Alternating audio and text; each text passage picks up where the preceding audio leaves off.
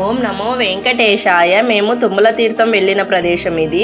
అక్కడ అనుభవాలు చాలా బాగున్నాయి. ఎంత చక్కగా ఉందంటే చాలా చాలా చాలా బాగుంటుంది. పోయేటప్పుడు 7 కిలోమీటర్లు, వచ్చేటప్పుడు 7 కిలోమీటర్లు. బస్సులు అలాంటివి ఏముండవు. టోటల్గా కొండ చర్యలే.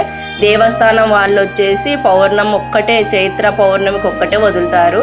అది కూడా ఏప్రిల్ నెల మాత్రమే గేట్లు ఓపెన్ అవుతాయి. అక్కడ వచ్చేసి వెంగమాంబ గారు తపస్సు చేసిన ప్రదేశం కూడా ఉంటుంది అక్కడ.